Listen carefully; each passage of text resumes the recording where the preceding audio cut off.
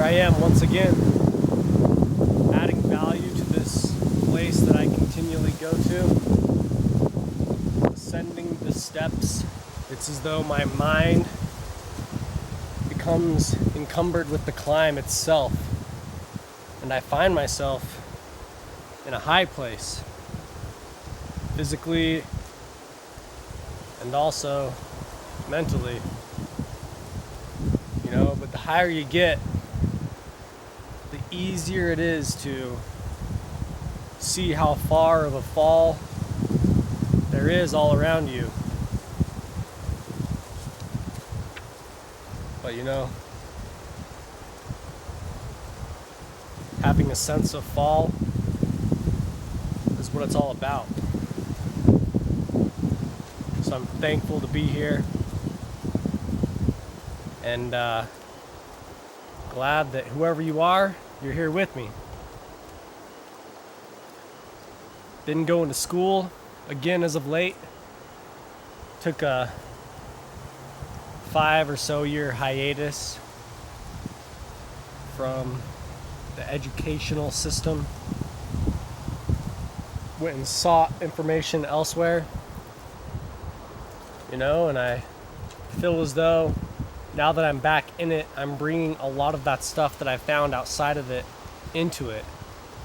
And hopefully it's making it into the thing that is no longer lacking the things that I thought it lacked before. It can be much more of a full experience, capable of getting me to where it is that I want to go. I've really enjoyed my classes, and my schedule is totally outlined to be the classes that I've wanted to take, rather than taking the classes just to get out of school. Kind of makes it hard at times because I have all these pyramids that have no top, which is a degree, right? But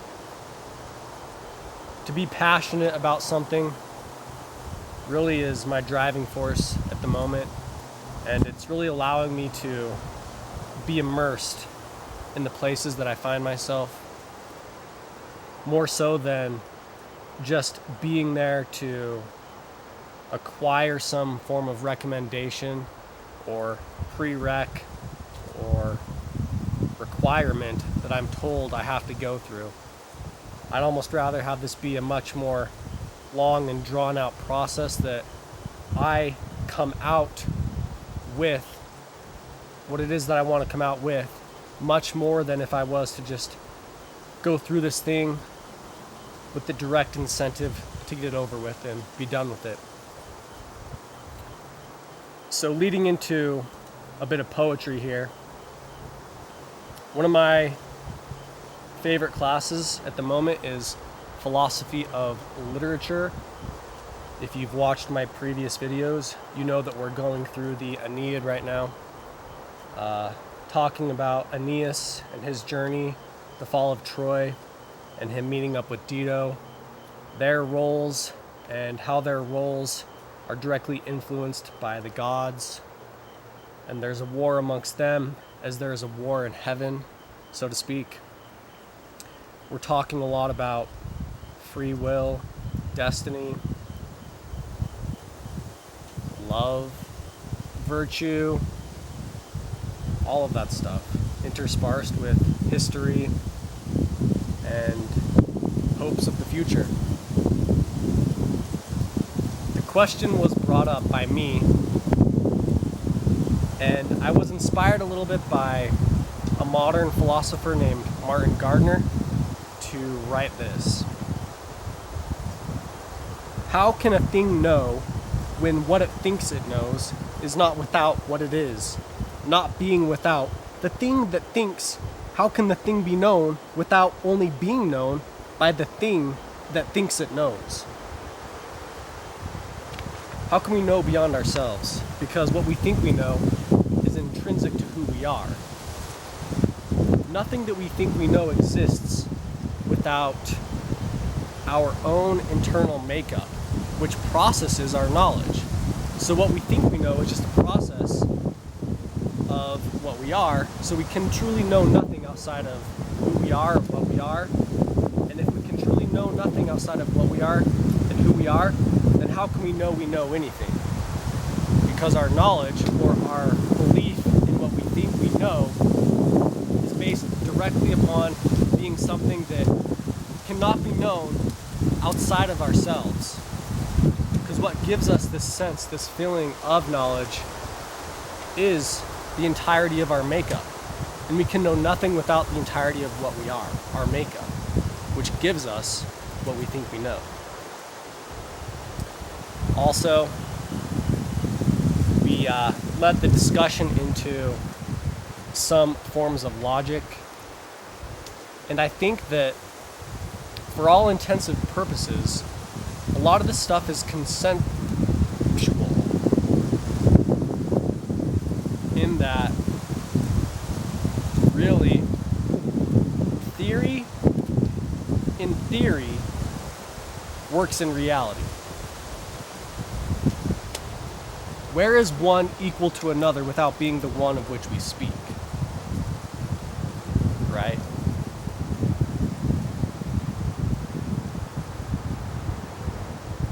Anyways,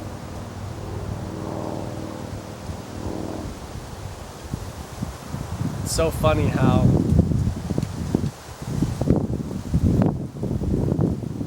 one little thing can get under the skin so easily and cause such a severe reaction.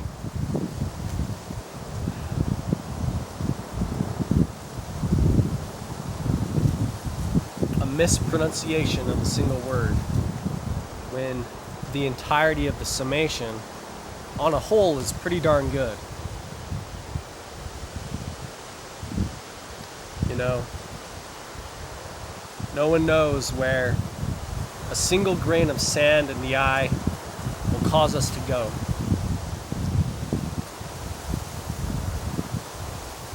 I'm very aware of my surroundings right now. I'm off in the wilderness, totally alone by myself.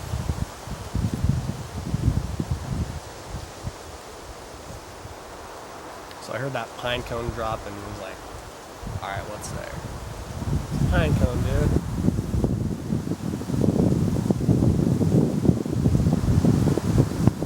But you know, I have to continually remind myself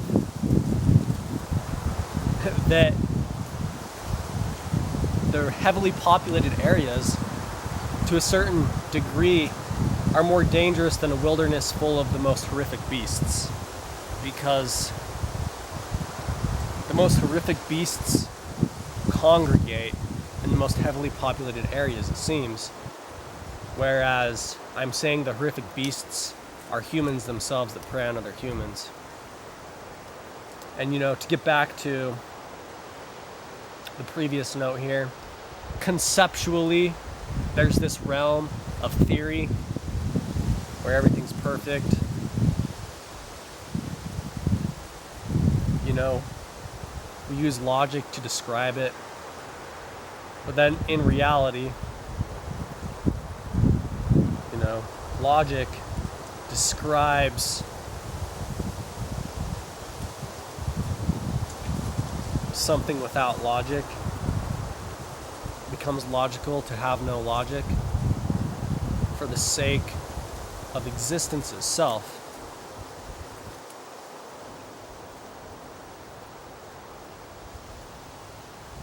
Where in existence, these concepts aren't applicable. You know, we hold math up and we say that the math is wrong,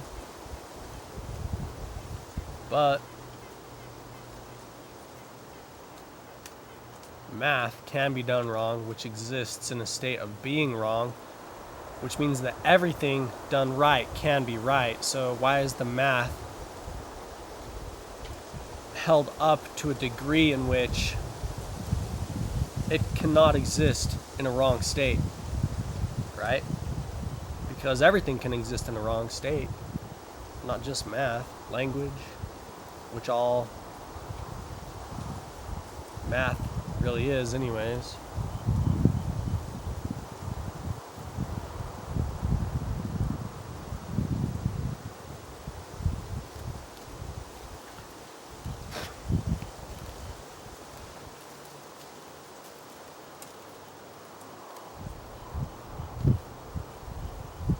It's nice now here, it's peaceful.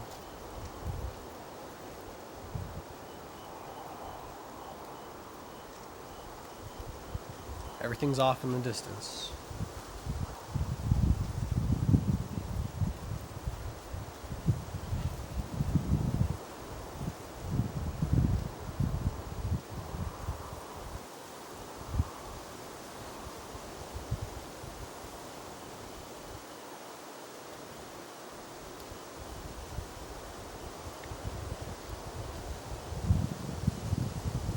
Turned out good.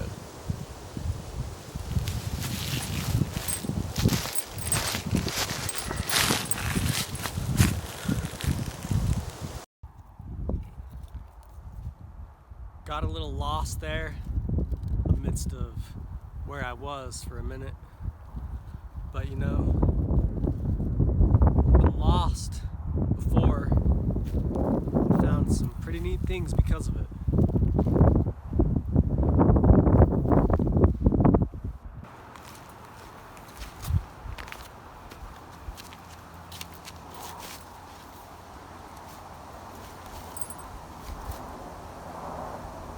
My house, a home, reflected in its surroundings, having its mountains, its rivers, but while within it, I am higher than the trees. A mountain is stepped onto.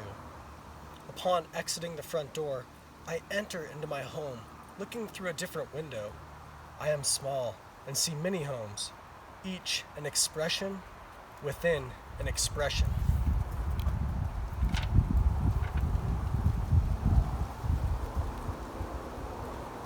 Make it meaningful. Emotion, the summit of movement and that which is impervious. The peak, a road of changing altitude, giving itself as each is strayed from.